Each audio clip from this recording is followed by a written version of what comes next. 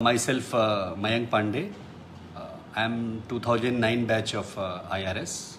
Or at present, I am posted as a Joint Commissioner of Income Tax, Surat.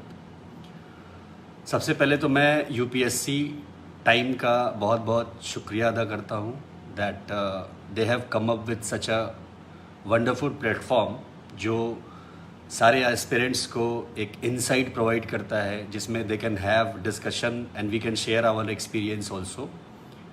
This type of platform was not available at our time, so I would like to congratulate and thanks from the core of my heart to the UPSC time for coming up this wonderful platform. So friends, today we are here to discuss the UPSC journey and do's and don'ts about it. So let's start with myself. मैं गोरखपुर से आता हूँ और मैंने अपनी primary education Saraswati Shishu मंदिर से की.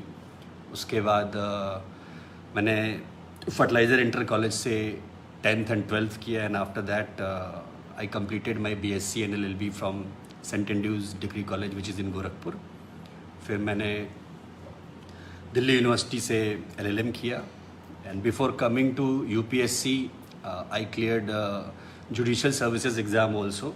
आई was selected in Bihar judiciary in 2007, then UP Judiciary, and then in 2009 I got 170 rank and joined Indian Revenue Service. So this is my all journey up till now. My first posting was in Mumbai from 2011 to 19, and in 19 I got transferred to Surat. So this is my academic background and all. So friends, now I think we are here to discuss about UPSC. So let's first start with a very good quote of Kalam ji, Dr. APJ Kalam, that aim for the stars, even if you fail, you will land up on moon. If you are thinking, you should think big. Even if you fail, you will land up on moon. So it was a very inspirational quotation of Kalam ji. First and foremost is that why UPSC? Why civil services exam should be given a career option for us, and what is the best time to start for it? So for those students who are in 12th or who are in their graduations, for them I would like to suggest that it's the premier service where you will have responsibility with power to serve the public at large. सो आप अगर UPSC की तैयारी करने का सोच रहे हैं तो it's you are welcome here. But UPSC when we say then it's means civil services exam. Civil services exam UPSC कराती है. इसके अलावा यूपीएससी बहुत सारे एग्ज़ाम कराती है, बट कॉमन पैरलांस में हम बोल देते हैं यूपीएससी. तो specially when you are preparing for civil services exam, then you should first thing which you should not forget that it's unique process of squeezing your calibre also. और वो कहते हैं ना कि I often start my sessions with this saying कि if you want to go in heaven then you have to die. So just add a supplement also कि आप UPSC की एग्ज़ाम देते हो, एक दिन रिजल्ट आता है और all of sudden you will B at different platform. आप सारे रिलेटिव, आप एक इंस्पिरेशन हो जाते हो, न्यूज़ चैनल ये वो आपके इंटरव्यू लेने आते हैं. तो it's like a heaven for the candidate, जबकि जर्नी अहेड आगे भी टफ है. सो अगर उस हेवन में जाना है तो यू हैव टू डू और die. It's not a cup of cake, it's not a simple task, it's a unique process of squeezing your calibre also. तो आपको पहली चीज़ जो सबसे ज़्यादा ज़रूरी है सिविल सर्विसेज एग्ज़ाम के लिए वो है कि आपका दृढ़ संकल्प, मेहनत, I am form determination and hard work. There is no substitute for that if you are thinking for UPSC. तो UPSC में आने के लिए पहली चीज़ तो आपकी यही है कि आप दृढ़ संकल्पित होके पूर्ण मेहनत से, जितनी मेहनत मैक्सिमम आप कर सकते हो उतने से आपको उतरना पड़ेगा इस फील्ड में. For those who are still in the class और एकेडमिक्स एंड सेइंग 12th में हैं या ग्रेजुएशन में हैं, एंड दोज हु हैव हुआ थिंकिंग कि हम अगला यूपीएससी का अटेम्प्ट कब दें, तो उनसे ही शुरू करते हैं कि आप अगर यूपीएससी देना चाहते हो तो अभी से आप अपनी प्रिपरेशन शुरू कीजिए एंड थिंक कि फर्स्ट अटेम्प्ट जो होता है वो सबसे क्रूशियल होता है, दैट इज़ वेरी इंपॉर्टेंट। तो जब आपको फर्स्ट अटेम्प्ट देना हो उससे लगभग 1 साल पहले आप अपनी प्रिपरेशन शुरू कीजिए। तो स्टार्टिंग पॉइंट आपका होगा फर्स्ट अटेम्प्ट से 1 साल पहले। फर्स्ट एंड फॉरमोस्ट प्रोसेस यही है कि आप उसका सिलेबस डाउनलोड कीजिए। सिलेबस यूपीएससी की वेबसाइट पे भी है, तो आप यूपीएससी की वेबसाइट से सिलेबस डाउनलोड कीजिए। पहला होता है prelims, then mains and then the last is interview. Prelims में 2 पेपर होते हैं, एप्टीट्यूड फर्स्ट होता है आपका general studies which is very broad, and second is aptitude test civil services CSAT। Aptitude test is qualifying, उसके marks जुड़ते नहीं हैं, और जनरल स्टडीज़ के मार्क्स आपके जुड़ते हैं। सो ये एग्ज़ाम 3 स्टेज में है, and to clear this exam for all 3 stages you should have 3 different strategies।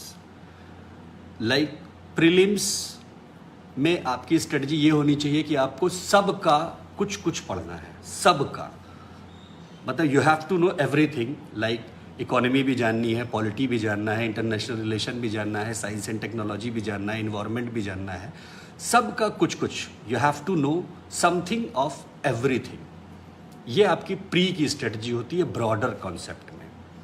But when you comes to mains, तो मेंस में सब नहीं जानना है आपको। मेंस में सिलेबस डिफाइंड है, एरियाज डिफाइंड है। मेंस में आपको कुछ का सब कुछ जानना है।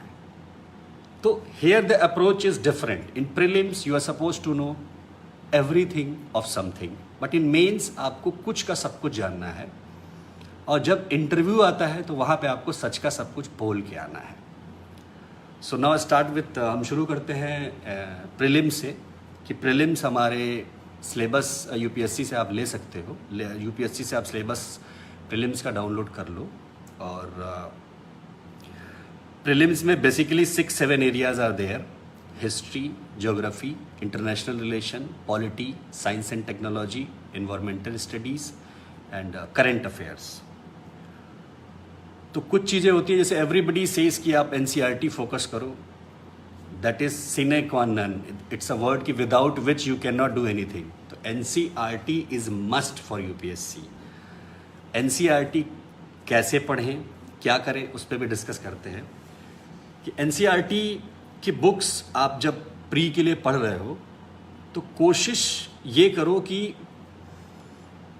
एक बुक, सपोज आपने कोई मेडिवल हिस्ट्री की 11th की बुक उठाई, सपोज ये आपकी 250 पेज की है, तो कोशिश करो कि उसी समय आप अंडरलाइन करो। अलग अलग तरीके होते हैं अलग अलग लोगों के। कुछ लोग नोट्स बनाते हैं, कुछ लोग अंडरलाइन करते हैं, कुछ लोग पढ़ के ही याद कर लेते हैं। अलग अलग सबकी स्ट्रेटजी होती है। बट मैंने जो किया वो that I will discuss, and I will discuss the example of few other of my batchmates also. कि आप जब एक 250 पेज की किताब पढ़ो तो साइमल्टेनियसली साइड बाय साइड किताब को तो आप अंडरलाइन कर ही लो कि वहाँ आपको क्या पहली बार में ही समझ में आ गया बुक को एक चैप्टर पढ़ने के बाद, और क्या ऐसा लगा जो विच इज़ न्यू, जो आपको नहीं पता था, उसको आप अंडरलाइन कर लो। हो सकता हो तो साइड में कहीं लिख लो। उसके बाद उस 250 पेज की किताब जो आप NCERT की पढ़ रहे हो, उसको कोशिश करो, जो मैं करता था, कि उस 250-300 पेज की किताब को अपने शब्दों में, अपने वर्ड्स में 20-25 पेज में या मैक्सिमम 40 पेज में लिख लो। उससे क्या होता है, लिखने से कभी कभी हमारी पिक्चोरियल मेमोरी भी काम करती है कि आपको क्वेश्चन में ऑप्शन जब आते हैं तो अपनी नोट्स याद आती है कि यार इस नोट्स में इस पेज पे ये लिखा हुआ था। तो it will help at that time also, और बाद में रिवीजन करने में ये बहुत काम आती है। तो व्हाट आई डिड कि मैं जैसे NCERT की कोई किताब पढ़ा तो उस 250-300 पेज की किताब को मैंने 25-30 अपने वर्ड्स में उसको लिख लिया। बहुत लोग ये नहीं भी करते हैं, तो इट्स अप टू यू। और सेकेंड राउंड में, थर्ड राउंड में जब मैं पढ़ा तो वही 25-30 पेज मेरे पास 4 से 5 पेज में आए, जो हम जनरली कहते हैं सिनॉप्टिकल नोट्स या शॉर्ट नोट्स या reference notes. So whenever you are studying NCERT या any other book, try to have that. क्योंकि उससे क्या होता है, revision is the key to success in this examination. Conceptual clarity and revision. आप कितना भी पढ़े हो, लेकिन जब प्री आता है तो उसके 2 दिन 3 दिन पहले you have to revise and you have to keep on revising. तो रिवाइज करने के लिए उस समय सपोज आपके पास 3 दिन बचा हुआ है, आपको हिस्ट्री भी रिवाइज करना है, ज्योग्राफी भी रिवाइज करना है, पॉलिटी भी करना है, तो इट्स नॉट पॉसिबल नाउ कि आप पूरी किताब फिर से पढ़ो. तो when you have your own synoptical notes in 5-6 pages, वो आप बहुत ईजिली रिवाइज करते हो. उससे आपका कॉन्फिडेंस लेवल बहुत हाई रहता है when you are appearing in the exam. तो इसके बाद अभी और बात करते हैं कि जब प्रीलिम्स में ट्रेंड अभी का क्या है. I have given prelims in 2009, तभी माइनस मार्किंग नहीं थी, but now minus marking is also there. So 100 question आते हैं और in general merit 60. If you have cross 60 questions in prelims then you are through. तो होता क्या है कि एक गुड स्टूडेंट जो 1 साल से प्रिपरेशन कर रहा है सिविल सर्विसेज की, वो 35 से 45 क्वेश्चन कर लेता है. लेकिन उसके बाद 15 क्वेश्चन ऐसे होते हैं, 10 से 15 क्वेश्चन, जहाँ पे आपको स्मार्ट गेसिंग करनी होती है. बहुत कम लोग, बहुत कम कोचिंग में भी या बहुत कम जगह इसके बारे में बात भी करते हैं, क्योंकि 35 to 45 से ज़्यादा 100% श्योर क्वेश्चन के आंसर हमें नहीं आते हैं. उसके बाद के 10 से 15 क्वेश्चन होते हैं जो स्मार्ट गेसिंग करनी होती है. तुक्का नहीं कि बी मार दें 20 में लगातार तो आप बाहर हो, तुक्का नहीं, स्मार्ट गेसिंग. स्मार्ट गेसिंग पे कम ही डिस्कस करते हैं, बट मुझे ये लगता है कि इट इज़ मोर इम्पॉर्टेंट, क्योंकि वो 15 क्वेश्चन बाद में बहुत डिसाइडिंग होते हैं. और प्रीलिम्स की ये बहुत बड़ी खासियत होती है कि प्रीलिम्स आपको देता कुछ नहीं है, बट आपसे ले बहुत कुछ लेता है. अगर आप प्रीलिम्स में ही बाहर हो गए तो आप 1.5 साल से 2 साल पीछे हो गए. सपोज मैं इस साल सोच रहा हूँ कि मुझे 2022 जून का प्रीलिम देना है. अब अगर मैं 2022 जून में सही सेलेक्ट नहीं हुआ प्रीलिम्स में, तो I will not be able to appear in mains of 2020. तो मेंस में जब आप अपीयर होते हो, then you will be able to know कि आपने गलतियां कहाँ कहाँ की. अगर आप मेंस में अपीयर ही नहीं होगे तो आपको पता कैसे चलेगा. तो हालांकि आप मेंस से बाहर हो गए तो आपको once again you have to start from ground zero. इसलिए मैंने कहा कि प्रीलिम्स आपको देता कुछ नहीं है, लेकिन आपसे ले बहुत कुछ लेता है. इसलिए डोंट टेक प्री लाइटली. तो प्रीलिम्स में मैं बात जो कर रहा था स्मार्ट गेसिंग की, तो आपको उसके लिए whenever you are reading NCERT or whenever you are reading any textbook, you have to be conceptually very clear about it. जहाँ समझने वाली चीज़ें हैं उनको थोड़ा समझिए. और सबसे बड़ी बात होती है कि एक 20-25% स्टूडेंट होते हैं जो वही किताबें पढ़े होते हैं, लेकिन उस 3 घंटे में जब आपका एग्ज़ाम चल रहा होता है, उस 3 घंटे में आपने क्या परफॉर्म किया है, सब कुछ उस पर ही डिपेंड करता है. चाहे प्री हो, चाहे मेंस हो, या इंटरव्यू के आपके 25 मिनट हो. तो जो मैं कह रहा था कि 45 क्वेश्चन तक तो आप सही करके आते हो, लेकिन वहाँ के बाद 15 क्वेश्चन में आपको थोड़ा सा स्मार्ट गेसिंग करना होता है. स्मार्ट गेसिंग में मैं ये कह सकता हूँ कि फर्स्ट आप एक बार सपोज एक क्वेश्चन के 4 आंसर दिए हुए हैं, आप ये देखो कि उनमें से कौन कितने आंसर एकदम क्लियरली आपको पता है कि ये सही है या गलत है. सपोज आपको 2 पता है, अब आपको 2 में गेस करना है. अगर आपको एक ही पता है, डोंट टच दैट क्वेश्चन, फिर उस क्वेश्चन को आप मत छुओ. और कोई नहीं पता है तो तुक्का मत मारो. यूपीएससी में कभी तुक्का किसी का नहीं लगता है. जैसे अभी मैं कल परसों पेपर देख रहा था, एक क्वेश्चन आया कि with reference to the Tansen which of the following statement is not correct. Option दिया हुआ, Tansen was title given to him by emperor Akbar, कि तानसेन के बारे में निम्नलिखित में से क्या सही नहीं है. ऑप्शन दिया है ए, तानसेन एक टाइटल है जो उसको अकबर ने दी थी तानसेन को. दूसरा दिया हुआ, Tansen composed Dhrupad on Hindu God and goddess, Tansen ने ध्रुपद राग बनाया हिंदू देवी देवताओं की पूजा के लिए. Third option is Tansen compose song on his patrons, यानी अपने जो राजा है उनके लिए तानसेन ने गाने बनाए. एंड चौथा दिया है, तानसेन इन्वेंटेड मेनी राग्स. अब ये चारों ऑप्शन अगर आप देखोगे तो last is invented many rocks सही है. यूपीएससी पूछ रही है गलत क्या है, आपने इसको एलिमिनेट किया. थर्ड पे अगर आप आते हो, Tansen compose song on his pattern, अपने राजा के लिए गाने गाए. ऑब्वियस है कि तानसेन जब आप पढ़ते हो अकबर के नवरत्नों में, तो अकबर उनको मध्य प्रदेश से बुलाते हैं घराने से, तो उनके लिए गाना गाएगा ही. ये भी सही है question. Tansen compose Dhrupad and Hindu God and goddess, obvious है कि तानसेन वॉज अ हिंदू, तो गॉड एंड गॉडेस का भी गाना गाएगा ही. First one was Tansen was the title given to him by empire Akbar. तो हम जब हिस्ट्री पढ़ रहे होते हैं तो हर जगह हम पढ़ते हैं कि अकबर ने तानसेन को बुलाया, कहीं तानसेन का ओरिजिनल नाम नहीं आता है. दिस इज द स्मार्ट गेसिंग कि ये क्वेश्चन कहीं आपको पहले नहीं मिला हो, ये 2020 का क्वेश्चन है. बट मैंने इसका एग्जाम्पल इसलिए लिया कि ये 10-15 क्वेश्चन बहुत डिसाइडिंग होते हैं आपके प्रीलिम्स के लिए. तो व्हेन क्वेश्चन को पढ़ो जरूर उस 3 घंटे में. जो 45 क्वेश्चन पहले आपके क्लियर हो गए वो तो सही है, बट उसके बाद के जो 15 क्वेश्चन हैं उनको आप पढ़िए, कूल कंपोज पढ़िए. और ये मत सोचिए कि अरे इसको पढ़ा नहीं है, श्योर नहीं है, ये तो पता नहीं कहाँ से आ गया है. एक बार क्वेश्चन पढ़ो, देखो कि क्या कहना चाह रहा है, वर्ड्स की सिंपल मीनिंग समझो और उसके बाद स्टार्ट करो आगे. वो 15 क्वेश्चन मुझे लगा कि मुझे बताना चाहिए था, क्योंकि ये हम लोग जैसे कई सारे ग्रुप्स में जुड़े हुए हैं और जब लोगों से बात होती है, डिस्कस होता है, एंड वी यूज्ड टू से कि अरे इसको क्यों नहीं किया, तो लड़के कहते हैं सर ये पढ़ा नहीं था, पता नहीं कहाँ से आ गया है. तो तभी हम कहते हैं कि उसके ऑप्शन तो पढ़ो, क्वेश्चन तो पढ़ो, कहना क्या चाह रहा है. तो ये होता है कि प्रीलिम्स में you have to focus on all 7-6 areas of general studies with special emphasis on NCERT. एक क्वेश्चन कई बार बहुत सारे लड़के पूछते हैं कि सर कितनी बुक्स पढ़ें और कैसे पढ़ें. तो मेरा ये कहना है कि UPSC के लिए आपको एक विषय के लिए 10 किताबें नहीं पढ़नी है, एक ही किताब को 10 बार पढ़ना है. Don't try to read so many books for a single topic. Try to read one authentic book for single topic as many times as you can, जितने बार आप पढ़ सकते हो. क्योंकि फिर आजकल एक ये भी चलता है कि हम मार्केट चले गए, पॉलिटी की 5 किताबें ले आए, हिस्ट्री की 10 किताबें ले आए, तो you will fill your cupboard. उससे फिर आपके ऊपर बर्डन बढ़ता जाएगा. तो बेस्ट इज़ दैट कि NCERT 10th to 12, 6 to 12 history, geography और बेसिक जो हमारे सब्जेक्ट है. उसके बाद एक एक बुक आप जो अथेंटिक रिकमेंडेड है उनको ले लीजिए. जैसे आप ज्योग्राफी पढ़ रहे हैं, अभी किसी ने पूछा सर बुक्स, आप अगर ज्योग्राफी देख रहे हैं तो आप 12th तक की NCERT देखिए. उसके बाद GC लियोंग ले लीजिए, माजिद हुसैन ले लीजिए. Suppose you are thinking for Indian polity, तो वही NCERT लीजिए. और उसके बाद आप इंडियन पॉलिटी बाय लक्ष्मीकांत ले लीजिए, इंडियन एडमिनिस्ट्रेशन ले लीजिए. तो try to keep the books bare minimum. दूसरी चीज़ जो मैं प्री के बारे में स्पेशली एम्फेसाइज करूंगा, जो मैं स्मार्ट गेसिंग में डिस्कस किया था, कि 13 में पैटर्न चेंज हुआ है. अभी 6-7 पेपर हो चुके हैं.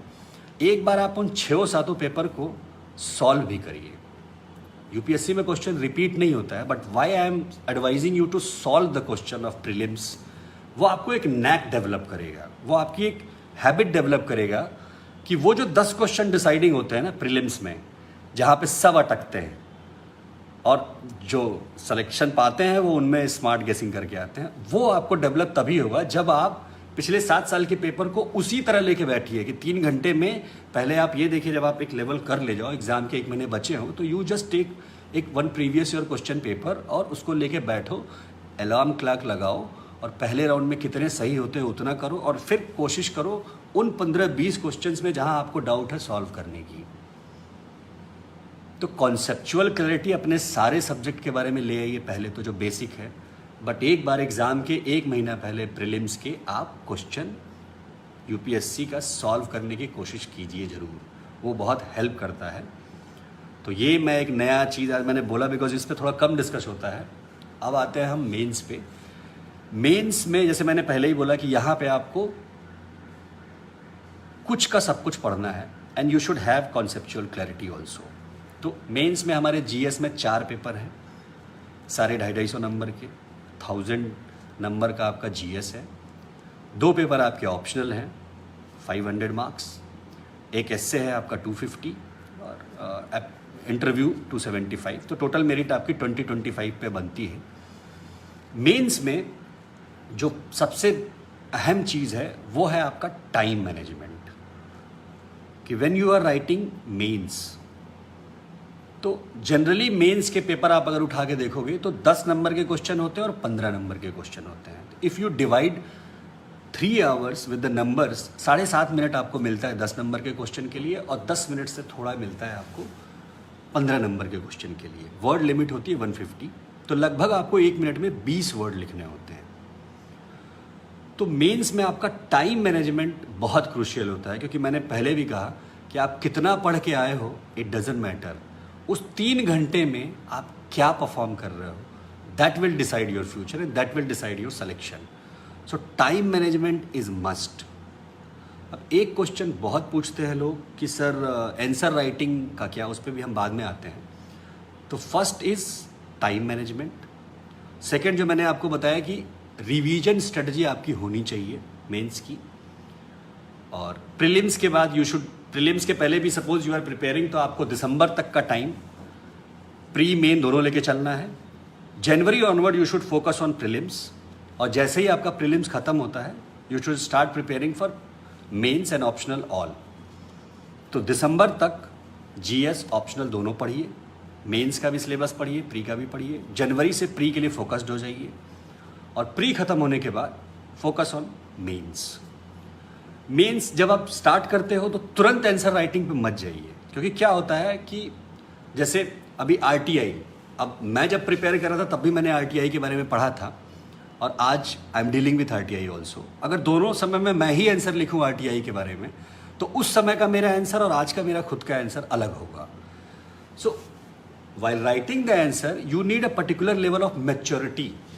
तो answer writing should be your Midway approach, कि जब आपकी प्रिपरेशन आधे पे आ चुकी है, नाउ यू आर कॉन्फिडेंट कि आपने आधा सिलेबस कवर किया है, देन एक टॉपिक सपोज जैसे आज मैंने पॉलिटी में सपोज आज मैंने पढ़ा कि इक्वलिटी या सोशल जस्टिस, अब 2 दिन बाद सोशल जस्टिस पे आप एक आंसर राइटिंग कीजिए कि 150 वर्ड्स में एक कोई क्वेश्चन सोशल जस्टिस का उठाइए और उसके बाद कीजिए। अगर आपको लगता है कि क्योंकि एकदम एग्जाम पैटर्न में कीजिए कि आपको 7.5 मिनट जो मिले हैं उसमें करना है, ये नहीं कि 15, खुद से जस्टिफाइड रहिए, खुद से सही रहिए, खुद से ऑनेस्ट रहिए। तो दैट 750 मिनट्स में ही आप वो क्वेश्चन की आंसर राइटिंग कीजिए। Try to finish in the word limit also, ध्यान दीजिए, क्योंकि यूपीएससी में स्पेस एलोकेटेड होता है, बहुत ज़्यादा लिखने का वहाँ स्कोप नहीं है। तो मेंस की आंसर राइटिंग एक तो आप मिडवे में शुरू कीजिए। दूसरा बहुत ज़्यादा होता है कि मेरा आंसर सही है नहीं है क्या है। मैं जैसे आंसर राइटिंग करता था तो मैं खुद ही 2-3 दिन बाद उसको देखता था, तो मुझे कई कमियां मिलती थी। आप एक लेवल आने के बाद किसी को दिखा भी सकते हो, बट एक ब्रॉड पैरामीटर जो मुझे लगता है कि आंसर राइटिंग का होता है वो ये होता है कि आपने एनसीईआरटी की किताबें आप पढ़ते हो। NCERT 6th, 7th, 8th to 12th के स्टूडेंट को बहुत सिंपल लैंग्वेज में बताती है कोई भी चीज़। That should be your answer writing skill. जैसे एनसीईआरटी में लिखा हुआ है ना, अगर आप उसी टाइप से लिख के आते हो तो बहुत अच्छा नंबर मिलेगा। एनसीईआरटी सिर्फ प्रीलिम्स मेंस कॉन्सेप्ट के लिए नहीं है। अगर आप एनसीईआरटी टाइप का जो जैसे एनसीईआरटी की किताबों में जितने आसानी तरीके से समझाते हैं, अगर आप वैसे अपना आंसर लिख के आते हो तो बहुत ही अच्छा होता है। दूसरा, एडिटोरियल जैसे आप देखते हो किसी पेपर का, हिंदू का या इंडियन एक्सप्रेस का, कि आज जैसे कोई इवेंट हुआ और कल उसका एडिटोरियल आएगा, तो उस एडिटोरियल में भी हमारे मेंस में हमारे आंसर में 3 पार्ट होने चाहिए जो बेसिक है, intro, body part and conclusion. तो जनरली जो आप मेंस में आंसर लिखो उसमें भी ये होना चाहिए, बट वो 7.5 मिनट में आप कितना फॉलोअप कर पाते हो वो भी मैटर करता है। बट मैं ये बोलता हूँ कि 7.5 मिनट जो आपको मिले हुए हैं 10 नंबर के क्वेश्चन करने के लिए मेंस में, कोशिश कीजिए कि पहला 30 सेकेंड हो सके तो 2 या 3 या 4 बार क्वेश्चन पढ़िए ज़रूर। क्योंकि कई बार क्या होता है, क्वेश्चन आपने पढ़ा और लिखना शुरू कर दिए। यूपीएससी के हर क्वेश्चन में 2 पार्ट होते हैं। एक होता है उस क्वेश्चन का कोर क्या है या लोकस क्या है, कि वो क्वेश्चन किस टॉपिक से रिलेटेड है। दूसरा होता है उसका फोकस किधर है, पूछना क्या चाह रहा है हमसे उस टॉपिक से रिलेटेड। तो आप 30 सेकेंड या 1 मिनट में उसको 2 या 3 बार कोशिश कीजिए ज़रूर पढ़ने की। उससे क्या होता है कि आप एग्जैक्ट वहाँ आंसर करके आओगे जो आपसे यूपीएससी एक्सपेक्ट कर रही है। जैसे लास्ट ईयर के पेपर में एक क्वेश्चन है, लॉर्ड कर्जन की नीतियों और राष्ट्रीय आंदोलन पर, लॉर्ड कर्जन की नीतियों एवं राष्ट्रीय आंदोलन पर उसके दूरगामी प्रभावों का मूल्यांकन कीजिए। Evaluate the policies of Lord Curzon and their long term implication on national movement. अब आप यहाँ अगर लॉर्ड कर्जन ही डिस्कस करने लगे तो ये यूपीएससी नहीं पूछ रही है। इट इज़ आस्किंग उसकी नीतियों और राष्ट्रीय आंदोलन पर उनके दूरगामी प्रभाव क्या पड़ेगा। तो क्वेश्चन कोशिश कीजिए, ट्राई टू रीड 2-3 टाइम्स, मन में बोल के जैसे भी। क्वेश्चन अगर आप मेंस का समझ गए तो जिस लेवल की प्रिपरेशन पे मेंस के सारे स्टूडेंट होते हैं, यू आर थ्रू। तो मेंस के लिए व्हाट आई वुड सजेस्ट कि आपका टाइम मैनेजमेंट और आंसर राइटिंग ऐसे कि ये एनसीईआरटी में जैसे लिखा हुआ है, जैसे आप जीसी लियांग में चैप्टर 2 पढ़ते हो, वही चैप्टर 2 8th 9th की एनसीईआरटी में एक पेज में समझाया हुआ है। तो अगर आपका ज्योग्राफी ऑप्शनल है तो आप उतना डीप लिखोगे, but if it is general studies तो आपको वही लिख के आना है जो 7th 8th की बुक में समझाया हुआ है, मिनिमम वर्ड्स में 170। तो आंसर राइटिंग के लिए एनसीईआरटी बहुत हेल्पफुल होती है, और हिंदू या इंडियन एक्सप्रेस का एडिटोरियल की जो स्किल होती है वो। आंसर राइटिंग का ये क्वेश्चन बहुत लोगों ने पूछा था। और करंट अफेयर्स के लिए क्वेश्चन आता है कि कब से शुरू करें।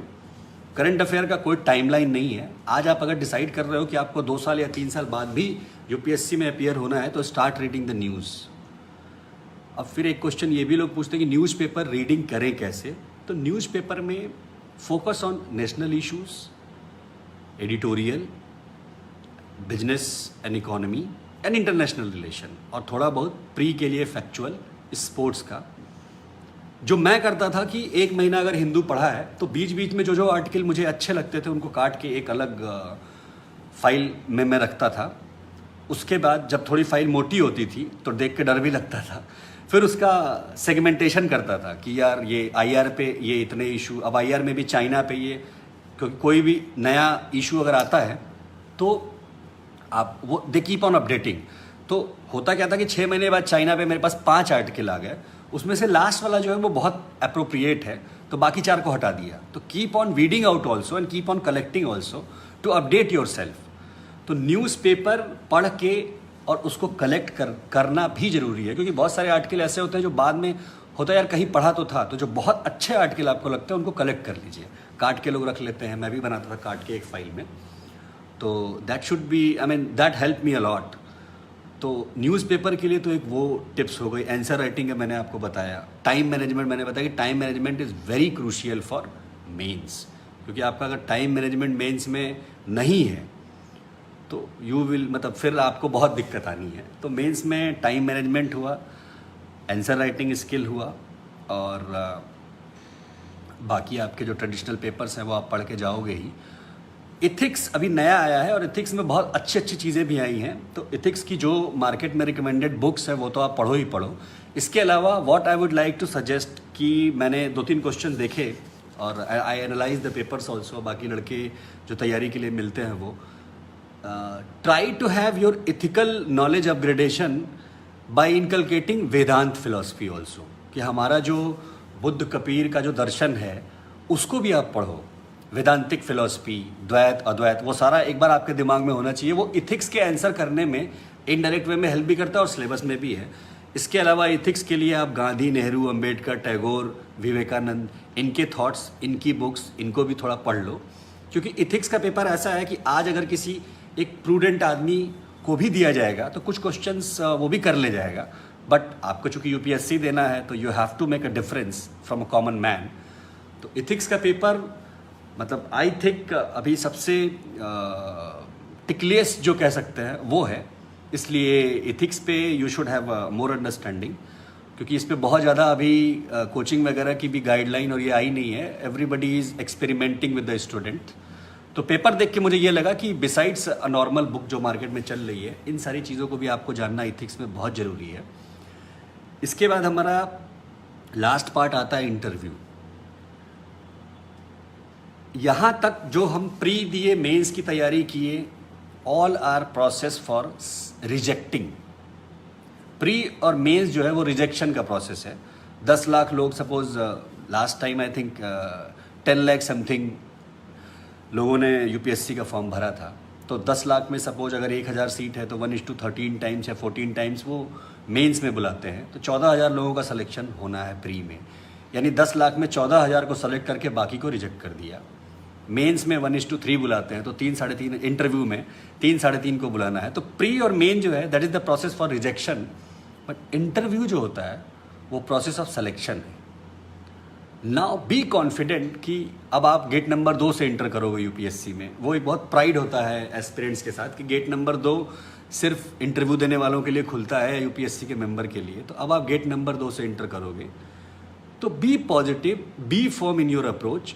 और एक 20 मिनट का कन्वर्सेशन है, उसमें कुछ डूज एंड डोंट्स हैं जो मुझे लगा कि I should share with you guys, कि आप अपना जो फॉर्म भरे हो ना मेंस के पहले, जिसमें आपने अपनी क्रेडेंशियल भरी है सारी, वो आपका स्टार्टिंग पॉइंट है इंटरव्यू का। तो सपोज आपने लिखा कि आप शिवाजी इंटर कॉलेज से पढ़े हुए हो 12th, तो अब now you should know about Shivaji. ये आपका बेसिक है। अगर आपसे पूछा गया और आपने कहा नहीं आता है, तो ये इट डजंट गिव आपके बारे में एक अच्छा इंप्रेशन नहीं जाएगा एग्जामिनर के ऊपर। तो जो आपने अपना फॉर्म मेंस के इंटरव्यू के पहले भरा हुआ है, डीएफए जिसको बोलते हैं, जिसमें आप सारी डिटेल भरते हो 10th 12th hobbies and all, वो आपका स्टार्टिंग पॉइंट है। उसमें कहीं कोई गड़बड़ मत करना, पहले उसको तैयार करो, खुद का डीएफए, कि मेरे बारे में जो मेंबर के सामने जाएगा, क्योंकि वही मेंबर के सामने सबसे पहले रखा होता है कि आपने कहाँ से क्या किया है, किस डिस्ट्रिक्ट से हो, वहाँ की प्रॉब्लम, जिस स्टेट से हो वहाँ की प्रॉब्लम, आपका डेट ऑफ बर्थ, जो बेसिक चीज़ें होती हैं। You should have a decent dressing sense also. जो मेंस में इंटरव्यू में सबसे ज़्यादा प्रॉब्लम आती है, वो आती है जनरली ओपिनियन बेस्ड क्वेश्चन पे। तो यहाँ पे 2-3 चीज़ें आप दिमाग में रखिए हमेशा इंटरव्यू देते समय, कि जो हमारा पेरेंट डॉक्यूमेंट है, अगर कोई ओपिनियन बेस्ड कोई टिकलिस्ट क्वेश्चन आपसे इंटरव्यू में पूछा जाता है, जिसमें सब गड़बड़ होते हैं, उसमें आप कोशिश करो कि आपका आंसर जो हो वो आपके पेरेंट डॉक्यूमेंट यानी कॉन्स्टिट्यूशन के इथोस को सपोर्ट करता हो। सपोज आपसे कोई क्वेश्चन पूछा गया है कि आप कहीं एज अ डीएम आप पोस्टेड हैं, वहाँ दंगा होता है, उसके अलावा ये सिचुएशन है, अब आप क्या करोगे। इस टाइप के ओपिनियन बेस्ड क्वेश्चन अक्सर पूछते हैं मेंबर। उसको पूछने का यही उद्देश्य होता है कि उस समय भी क्या आप अपना पर्सनल इंटरेस्ट आगे कर रहे हो, या आपको जिस चीज़ के लिए सेलेक्ट किया जा रहा है उसकी वैल्यू आपको पता है। तो उस समय आप अपना जो भी आंसर दीजिए ओपिनियन बेस्ड क्वेश्चन पे, कोशिश कीजिए जो हमारे कॉन्स्टिट्यूशनल इथोज हैं, justice, equality, liberty, fraternity, socialistic setup, secularism, क्या मेरा आंसर उनको सपोर्ट करते हुए बन रहा है, तो आप वो आंसर दीजिए। ओपिनियन बेस्ड क्वेश्चन जिस पे लोग गलत होते हैं और जिस पे लोग कभी कभी रिजेक्ट भी हो जाते हैं। ओपिनियन बेस्ड क्वेश्चन में पहला गाइडिंग प्रिंसिपल रखिए हमारे कॉन्स्टिट्यूशनल इथोस, और यही गाइडिंग प्रिंसिपल आप मेंस के आंसर में भी रख सकते हैं कि अगर कोई ओपिनियन बेस्ड क्वेश्चन मेंस में भी आया हुआ है तो try to write the answer by having in mind हमारे संवैधानिक मूल्य जो हैं उनको सपोर्ट करते हुए अपना आंसर दें। अगर कहीं लगता है कि बहुत हाइपोथेटिकल क्वेश्चन है जहां संवैधानिक मूल्यों से भी हमें मदद नहीं मिल पा रही है, तो गांधी जी का तलिस्मान, कि क्या आपका आंसर उस समाज के अंतिम व्यक्ति के लिए मददगार है जिसकी सेवा के लिए आपको नियुक्त करना चाह रही है यूपीएससी, या जिस सेवा के लिए आप जाना चाह रहे हो। तो इंटरव्यू में ये 2-3 चीज़ें आप ज़रूर दिमाग में रखिए। हॉबी आपकी जो है, हॉबी पे आप बहुत फर्म रहिए। और एक क्वेश्चन जो सबसे टफ भी होता है और सबसे इजी भी है कि why you want to join civil services. ये मुझे लगता है जब किसी कैंडिडेट को इंटरव्यू की कॉल आती है तब से, और जब तक वो इंटरव्यू गेट पे नहीं जाता तब तक उसके दिमाग में इसकी घंटी बजती रहती है कि क्या आंसर करूँगा। तो आप अपना आंसर डिसाइड करिए, अपने हिसाब से इस क्वेश्चन का आंसर भी आप दे सकते हो। मुझसे भी पूछा गया था और मैं संजोग से मैं उस टाइम बिहार जुडिशरी में सेलेक्टेड था, तो मुझसे भी पूछा गया कि आप ऑलरेडी न्यायिक सेवा में हो, आप सिविल सेवा में क्यों आना चाहते हो। तो मैंने ये आंसर किया था कि भाई in judicial service I can serve the people, but I can serve only to the person who are coming before me, जो मेरे सामने आ रहे हैं। मैं खुद से आगे बढ़ के समाज को सर्व नहीं कर सकता। जो ये अपॉर्चुनिटी मुझे सिविल सर्विसेज में मिली हुई है, मिलेगी। और दूसरा plus career development progression civil services में ज़्यादा अच्छा है। तो you have to decide your answer कि why you want to join civil services. तो ये हुआ आपका इंटरव्यू। तो pre mains interview, I think we have discuss these 3 areas. और इसके बाद अब हम डिस्कस करते हैं कि ओवरऑल बुक्स जो हमें पढ़नी है उनमें नोट्स बनाना ज़रूरी है कि नहीं, कब से हम अपनी बुक्स को मतलब रिवाइज करना शुरू करें। मेंस की आंसर राइटिंग के बारे में आई हैव ऑलरेडी टोल्ड यू कि मेंस की आंसर राइटिंग में the guiding principal will be of NCERT and editorial. एक क्वेश्चन जो बहुत सारे लोग पूछते रहते हैं कि सर कितने घंटे पढ़ा जाए, तो इसके बारे में मेरा ये कहना है कि जब कोई काम आप मन से करते हो तो कभी घंटा देखते हो। इंडिया का वर्ल्ड कप फाइनल 2011 में व्हेन वी वॉन, तो आपने कभी घंटा, उस समय घंटा देखा कि कितने आवर्स आपने पढ़े? तो there is no need to be कि कितने घंटे पढ़ना चाहिए। मेरा मानना ये है कि 6 to 8 आवर्स आर सफिशिएंट। अगर आप फॉर्म डिटर्मिनेशन के साथ with full application of your mind 6 से 8 घंटे पढ़ते हो for a year, so that is sufficient. उसके अलावा try to take a break also, क्योंकि ये जो दिमाग होता है ये एक लेवल के बाद बहुत ज़्यादा काम आप लोगे, बट कोई इफेक्टिव यूटिलाइजेशन ग्रास्पिंग नहीं होगी आपकी। आपको लगेगा कि आप किताब खोल के बैठे तो हो। तो कोशिश करो जब 15-20 दिन, 1 महीने का स्लॉट हो जाए आपका लगातार पढ़ते हुए रिगरस, तो 1 दिन का या आधे दिन का एक ब्रेक ले लो, दोस्तों से मिलना, बात करना, सब कुछ करना। एक चीज़ जो मैं रिकमेंड करूँगा हर एस्पिरेंट्स को कि एक बचपन से हम सुनते आते हैं ना कि विज्ञान वरदान भी है और अभिशाप भी है। तो जो सोशल मीडिया है, Facebook, Twitter, Insta, you can use it in both way, मतलब ये वरदान भी है, ये अभिशाप भी है। तो थोड़ा कम उसका यूज़ आप ऐसे ही करो कि इस टाइप के फोरम अगर आपको मिलते हैं, यूपीएससी टाइम या इस टाइप के कई सारे यूट्यूब चैनल्स भी हैं जो बहुत ही अच्छी चीज़ें बता रहे हैं, कई सारे टॉपिक कवर करते हैं, उन तक ही फोकस करिए। बाकी बहुत ज़्यादा फेसबुक पे, इंस्टाग्राम पे अपनी फ़ैन फॉलोइंग बढ़ाने का कोई मतलब नहीं है। Let's come to the service, automatically you will have all those things. तो एक जो कहते हैं ना कि एक तपस्वी के भांति आपको वो 1 साल पूरा देना है कि if you want to go in heaven then you have to die, तो you have to give that 1 year. 1 year means full 1 year. अब उसमें आप दोस्त मित्र ये वो सबसे आपको थोड़ा सा अलूफ खुद से होना पड़ेगा, अदरवाइज उतना इजी नहीं रहेगी आपकी आगे की राह। इसलिए थोड़ा सा सोशल मीडिया से दूरी रखिए। कोशिश कीजिए कि जो 3 चरण हैं, तीनों की अलग अलग स्ट्रेटजी अपनाते हुए पहले तो आप अपना सिलेबस लीजिए, thorough study, hard study, form study जो मैं कह सकता हूँ वो सारी आपको करनी है। If you are starting in June up to December you have to focus on mains and pre both along with optionals. कोशिश कीजिए दिसंबर के पहले आप अपना मेंस और ऑप्शनल पढ़ लें एक बार। जनवरी ऑनवर्ड आप प्री पे फोकस कर जाइए, क्योंकि प्री देता कुछ नहीं है, ले बहुत कुछ लेता है आपका।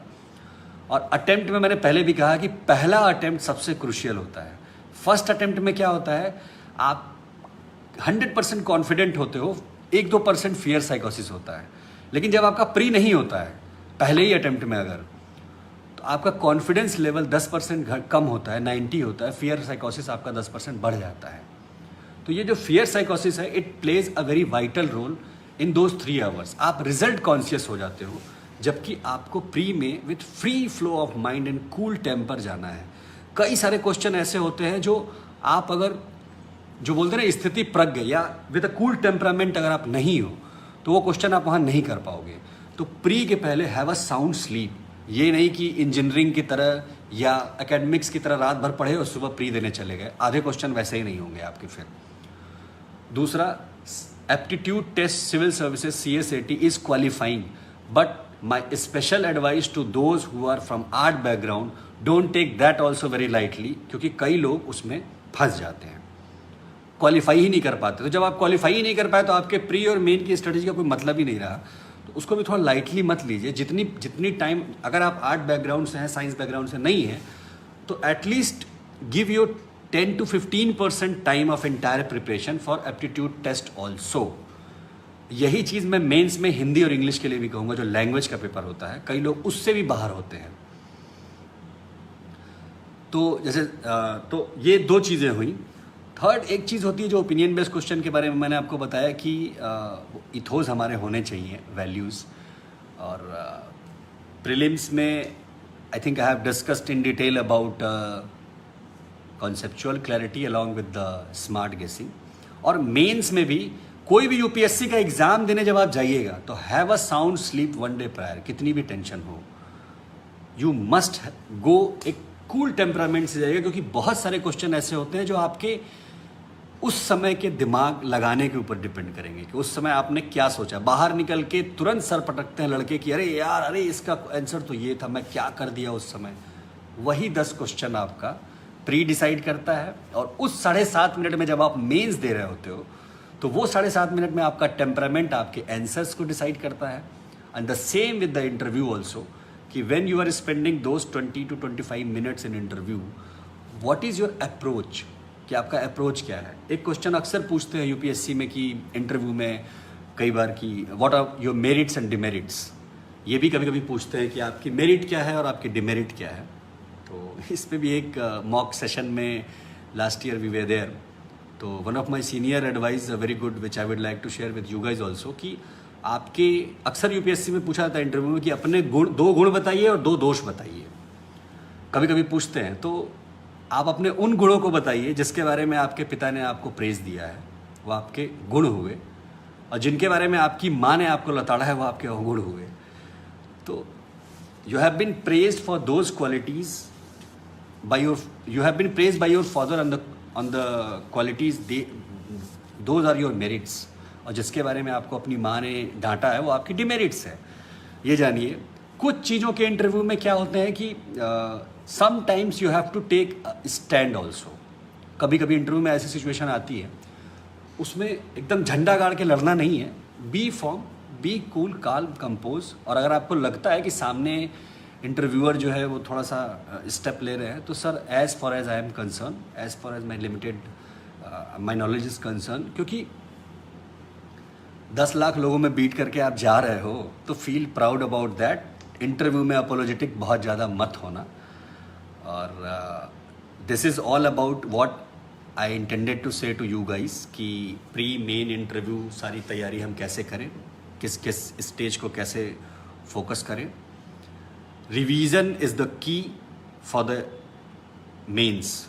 जो मैं आपको बोला कि रिवीजन इज़ द की। और इट्स लाइक अ डमरू इफेक्ट। डमरू आपने देखा है ना कि ऊपर गोल बड़ा होता है, ये आपका बड़ा सिलेबस है। उसको आपको बीच का डमरू जो छोटा होता है हैंडल, सिनॉप्टिकल नोट्स के थ्रू ले आना है वहाँ तक, 10-10 पेज हर सब्जेक्ट का। एंड जब पेपर सामने आए तो उसी छोटे जो सिनॉप्टिकल नोट्स में से मेमोराइज करके आपको एक्सप्लेन कर देना है, इलोबरेट कर देना है। Language and other things will be like NCERT और editorial which I told you. और एक चीज़ और मैं बोलना चाहूँगा to all the new aspirant, don't try to take inspiration from failures. कोशिश करिए आप पॉजिटिव लोगों से मिलने की, जिन्होंने सफलता अर्जित की है और जो एक पॉजिटिव एटीट्यूड से हैं, क्योंकि डराने वाले बहुत हैं मार्केट में। तो most of the person scare you guys की बहुत टफ एग्जाम है, टफ एग्जाम है, there is no doubt about it. But आपके हमारे बीच के लोग ही तो उसको क्लियर भी कर रहे हैं। तो be with a positive attitude and उन्हीं लोगों से मिलिए जो थोड़े पॉजिटिव अप्रोच रखते हो लाइफ में। और दूसरा एक रोल आता है जो बहुत इंपॉर्टेंट है, कोचिंग का। Coaching and test series that I missed. Coaching what I would suggest कि किसी कोचिंग के पढ़ाए हुए से कोई क्वेश्चन डायरेक्टली आता नहीं है, बट कोचिंग हेल्पफुल भी होती है कि आप खुद से 1 साल 2 साल लगा के जिन चीज़ों को जानोगे, उनको वो तुरंत आपको रेडीमेड मटेरियल में दे देते हैं। तो कोचिंग में ये नहीं कह रहा हूँ कि मैंडेटरी है, हर आदमी को करना है। कोचिंग अगर पॉसिबल है तो आप कर सकते हो। जो उस समय की जो अच्छी कोचिंग चल रही हो उसको आप ज्वाइन कर लो। Test series also I will recommend the same thing कि test series if possible do it. But test series जब आप ज्वाइन करो तो टेस्ट सीरीज में उस 3 घंटे को टेस्ट की तरह ही देना। ये नहीं कि बस गए और पेपर लिया और चले आए और बाद में घर बैठ गए। टेस्ट सीरीज को try to feel the environment. वो 7.5 मिनट में कोशिश करो 10-10 नंबर के क्वेश्चन, 15-15 नंबर के क्वेश्चन करने की, so that then it will help you in interview. तो होगा क्या कि वो आपको कोई क्वेश्चन तो नहीं आएगा टेस्ट सीरीज से, और हो सकता है if you are very lucky आ भी सकता है, बट आप उस इन्वायरमेंट में उस नैक को डेवलप कर लोगे कि how to read a question and answer it in 7 minute 30 seconds in 150 words. तो कोचिंग और टेस्ट सीरीज़ का यही है कि अगर पॉसिबल है तो यू कैन ज्वाइन इट, और नहीं तो कोई इशू नहीं है। बहुत सारे मेरे भी बैचमेट्स हैं जिन्होंने इग्नू से ओपन उससे किया है graduation and all without any coaching, they are in civil services. So it's not mandatory, ये अवश्य संभावी नहीं है कि एकदम अनिवार्य है आपको कोचिंग ही करना है, बिना कोचिंग के भी आ सकते हैं आप, क्योंकि क्वेश्चन जो होते हैं वो आपकी एक कॉन्सेप्चुअल क्लैरिटी मांगते हैं। कुछ लोगों का ये होता है कि सर पहले यूपीएससी के लिए डायरेक्ट जाएं या स्टेट सर्विसेज के एग्ज़ाम जैसे पीसीएस हुआ, एसएससी हुआ, रेलवे हुआ, तो इसका कोई स्ट्रेट फॉरवर्ड आंसर नहीं है। You have to decide as per your economic background, social background, आपके घर वाले कितना आपको सपोर्ट कर पाते हैं। हर आदमी की परिस्थितियाँ अलग अलग होती हैं। कुछ लोग चाहते हैं रिस्क लेना, कुछ लोग चाहते हैं रिस्क नहीं लेना, तो आपको अपने बुद्धि विवेक से निर्णय करके ये लेना है। लेकिन ये नहीं हो, बहुत रेयर होता है कि आप पीसीएस भी देते रहिए, आईएएस भी देते रहिए, एसएससी भी देते रहिए। I mean it's not like that. एक एग्जाम में फैक्चुअल क्लैरिटी ज़्यादा मांगती है, यहाँ पे conceptual clarity and your answer writing skill matters a lot. So be on one side, क्योंकि वो कहते हैं ना, दो नाव पे सवारी नहीं करनी चाहिए। तो अगर आपको लगता है कि नहीं मुझे पहले एक नौकरी चाहिए, like I am from middle class family, तो मैंने पहले जुडिशियल सर्विसेज क्रैक की, देन आई डिसाइडेड कि नहीं, now judicial services are my cup of tea, तो then I left judicial services and started for civil services. तो वो आप डिसाइड करो, अगर आपको पहले ही करना है तो आप पहले ही सिविल सर्विसेज कर सकते हो, बाद में जुडिशियल सर्विसेज के लिए ऑप्ट कर सकते हो, और नहीं तो आप स्ट्रेट फॉरवर्ड सिविल सर्विसेज में जा सकते हो। That you have to decide. वो आपका खुद का मूल्यांकन होना चाहिए, आपके खुद के उसके बेस पे। सर जीएस के लिए बुक बताएं, पीटी और mains. Like history, as I told you कि 6 to 12 NCERT, then modern history, that is spectrum book. Polity, I told you कि Indian polity Lakshmikant, and Indian administration also by Lakshmikant. Geography 10 to 12, 6 to 12 NCERT plus GC Leong physical geography, और माजिद हुसैन की Indian geography plus Atlas. उसके अलावा economy में 9 to 12 की NCERT sufficient है। इसके अलावा current affairs, news paper and all. International relation also I will recommend कि किसी एक स्टैंडर्ड कोचिंग के आप नोट्स देख लो। उसके अलावा आप current affairs will be much valuable, current affairs देखो। साइंस एंड टेक में 10th up to 10th science and tech NCERT plus any coaching notebook. एक क्वेश्चन और अक्सर जो पूछते हैं स्टूडेंट्स की, suppose you are from engineering background और मेडिकल बैकग्राउंड, और इंटरव्यू में जा रहे हो आप, और आपका ऑप्शनल पब्लिक एडमिनिस्ट्रेशन है या सोशियोलॉजी है, तो क्या वो इंटरव्यू में आपसे वो मैकेनिकल इंजीनियरिंग या मेडिकल वो पूछेंगे उतना डिटेल? ये क्वेश्चन भी हम लोगों को लास्ट ईयर इंटरव्यू में आया था। तो उसके लिए मेरा ये कहना है कि at least if you are from science background, like I did BSc, then LLB and LLM, तो एटलीस्ट 12th स्टैंडर्ड की जो बेसिक साइंस है, फिजिक्स, केमिस्ट्री, मैथ और बायो, वॉट एवर स्ट्रीम जिससे भी आप हो, वो आपको आनी चाहिए। 12th से ऊपर नहीं। कि आपने मैकेनिकल इंजीनियरिंग में अगर बीटेक एमटेक किया है तो एटलीस्ट बर्नौलीज थ्योरम तो आपको आता हो। न्यूटन्स जो लॉ ऑफ मोशन के 3 लॉज हैं वो तो बेसिक तो आपको आने चाहिए। मैकेनिकल इंजीनियरिंग वाला नहीं आता, चलेगा इंटरव्यू में। और इंटरव्यू में एक चीज़ और छूट गई थी कि सॉरी इज़ वेरी वैल्यूएबल।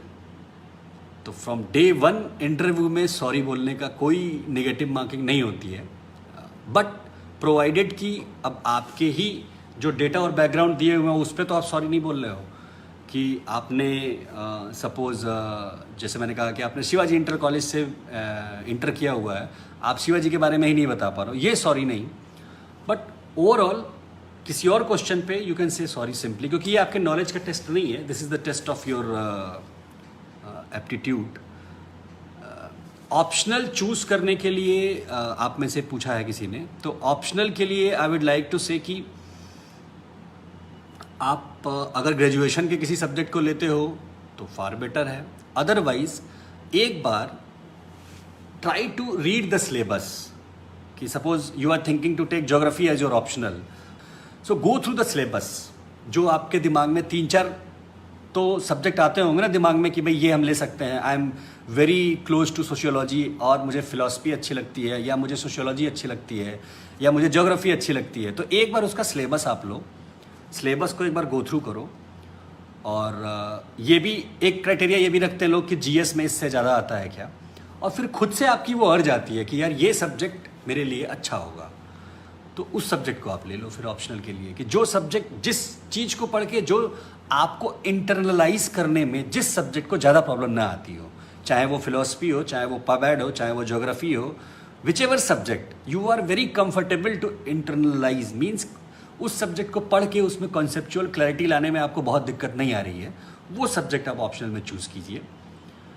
और ये एक्चुअली ऑप्शनल चूजिंग वाला डोल्ड्रम या डायलेमा बहुत होता है, बिकॉज हम साइंस बैकग्राउंड से होते हैं, मेडिकल बैकग्राउंड से होते हैं, या आर्ट में भी सपोज बीए में हिस्ट्री ऑनर्स तो ले लिया, लेकिन वहाँ पे पूरी हिस्ट्री होती है और प्लस वर्ल्ड हिस्ट्री भी होती है।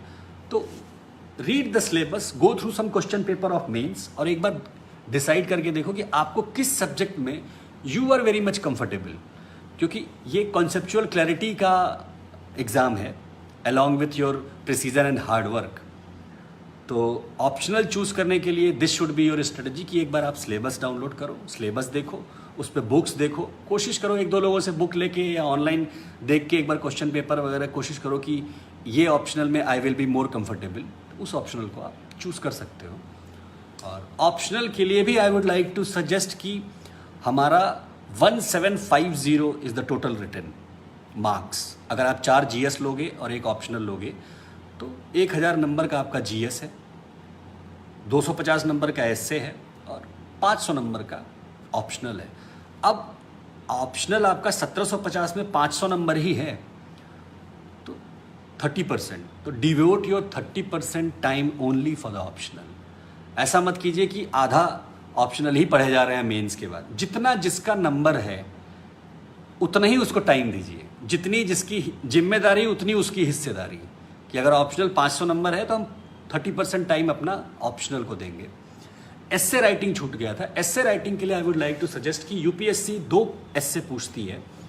एक चीज़ ध्यान देने लायक है कि एस्से और आर्टिकल में देयर इज अ डिफरेंस, निबंध में और लेख में अंतर है। नंबर नहीं मिलता एस्से में अच्छे अच्छे लोगों को, क्योंकि वो निबंध नहीं लिखते, लेख लिख देते हैं। There is a thin line difference between essay and article.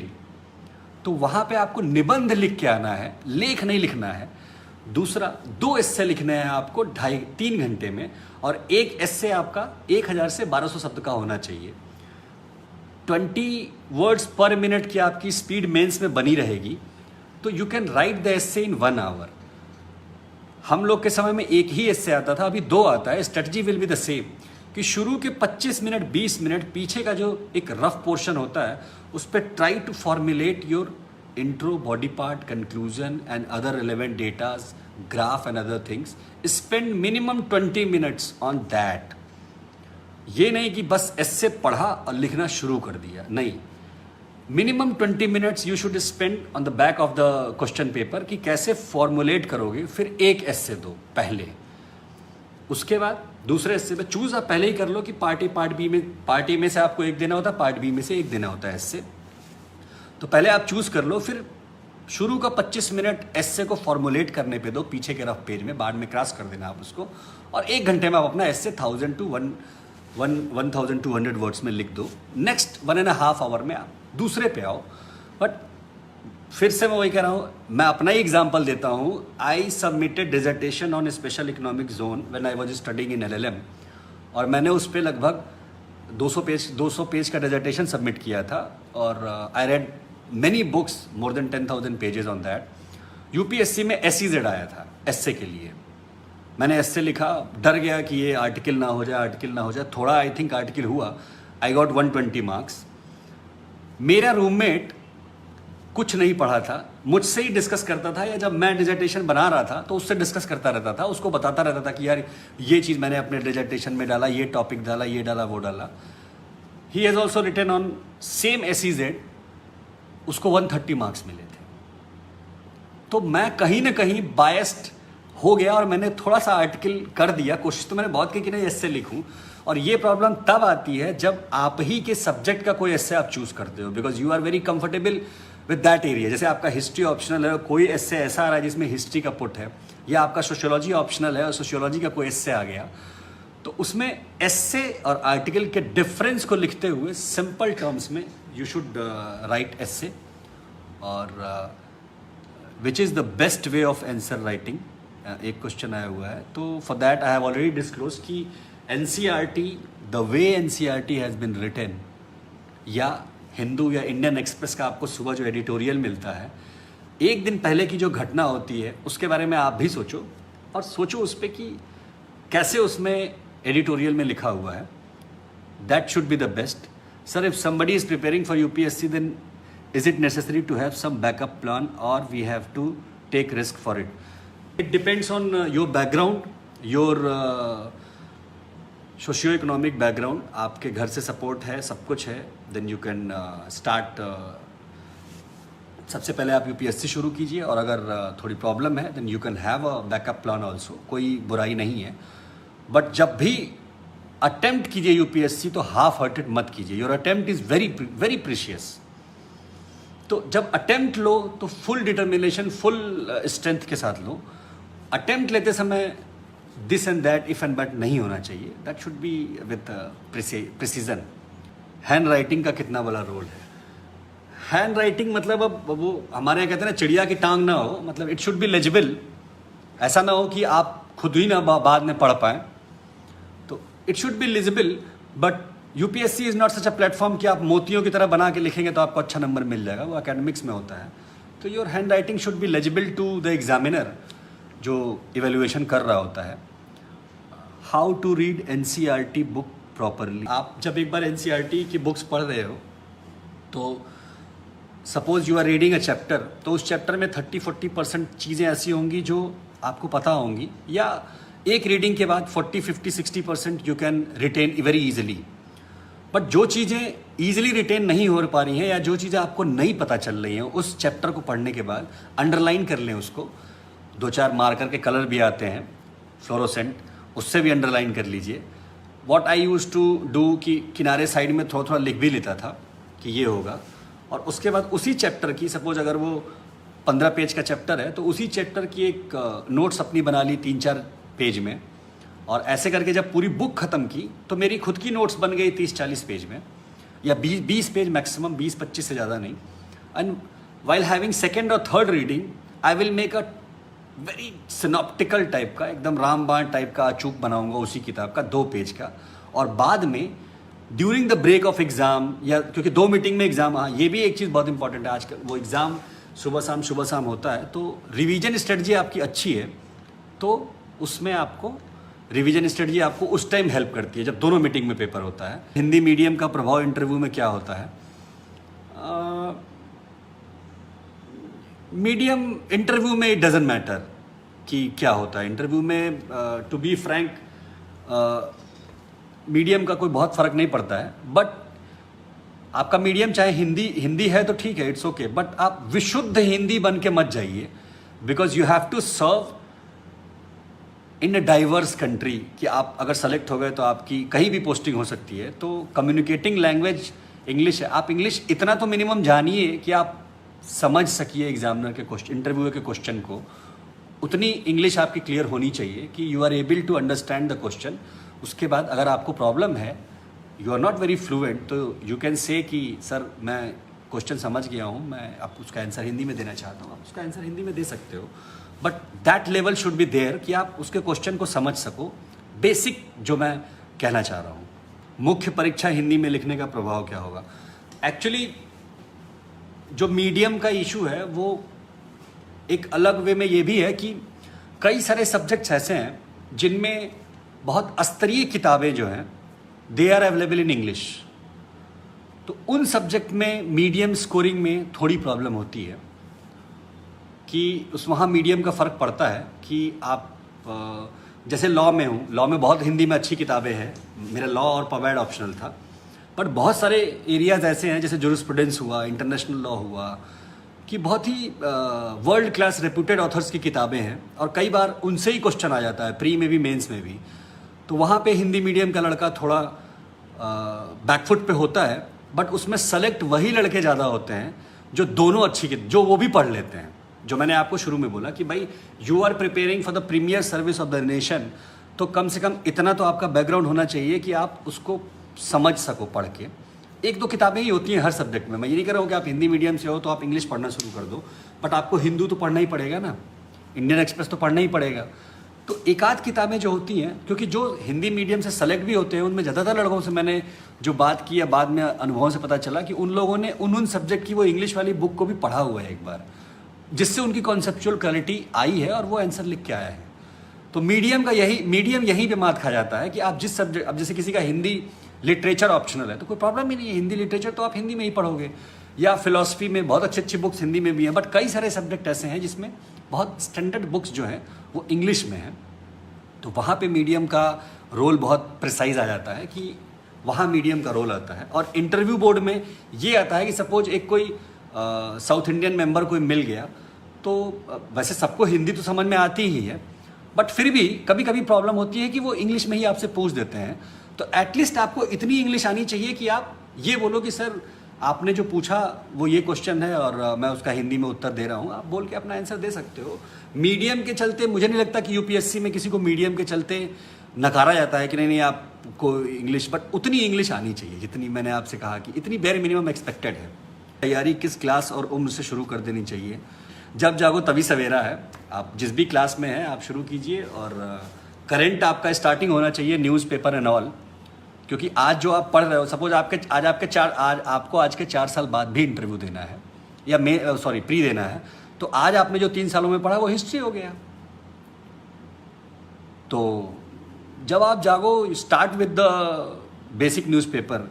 What should be the strategy when you just start preparation and you have approximately 3 years? If you have 3 years, then I would like to advise that just start with the newspaper and like Hindu and Indian Express, and besides that NCERT books. You have plenty of time. Your strategy should be that in the last year you should put all your energy and all your efforts, कि आपका जब अंतिम साल आए उस समय आप अपना मैक्सिमम दे दो, जितना आप दे सकते हो। तो you have 3 years time, it's well enough. Interview का कोई क्वेश्चन जो आपसे पूछा गया था? वैसे तो बहुत क्वेश्चन है। एक क्वेश्चन मुझसे पूछा गया था कि my hobby is actually listening गजल। तो दे आस्क कि आप यंग हो, एनर्जेटिक हो और आपकी हॉबी गजल सुनना है, जो कि बड़ी मतलब सैडिस्ट है, बड़ी पेसिमिस्टिक है। आपको नहीं लगता कि ये बहुत ही दुखदाई टाइप की चीज़ है? इट्स अ सैडिस्टिक अप्रोच, और आप इस एज में गज़ल सुन रहे हो, और ये आपको क्या लगता है? तो फिर मैंने इसका आंसर ये दिया था कि सर सैड सॉन्ग में और गज़ल में एक डिफरेंस होता है, कि सैड सॉन्ग में whatever qualities you are mentioning, ये सैड सॉन्ग में होता है दुखदाई। गज़ल की ब्यूटी क्या होती है कि author is in deep pen but he is explaining the beauty of the love, कि जो गीतकार है वो बड़े दर्द में है, दुख में तो है, लेकिन बता क्या रहा है? Beauty of the love with is a positive connotation. तो मेंबर आज की अच्छा गज़ल में पॉजिटिव होता है, बताओ क्या होता है? तो मैंने कहा सर जैसे आप कोई भी गज़ल ले लो कि चुपके चुपके रात दिन आंसू बहाना याद है, लेकिन याद क्या है? दोपहर की धूप में मेरे बुलाने के लिए वो तेरा कोठे पे नंगे पाँव आना याद है। तो याद वही है, नंगे पाँव आना, जो कि एक पॉजिटिव मेमोरी है, एक लवेबल मेमोरी है। तो दिस गिव्स इनसाइट कि आप कितने भी दुख में हो, आप उन लम्हों की अनूठी यादों के साथ जियो। ये मुझे गज़ल स्ट्रेंथ देती है। तो दे फेल्ट वेरी हैप्पी। उसके बाद उन लोगों ने 2-3 और गज़लों को डिस्कस किया, और लास्ट में बोले कि आपका फेवरेट कोई गज़ल सुनाइए। I was very bad in singing, but फिर उनके रिक्वेस्ट पे गज़ल वगैरह सुनाई गई।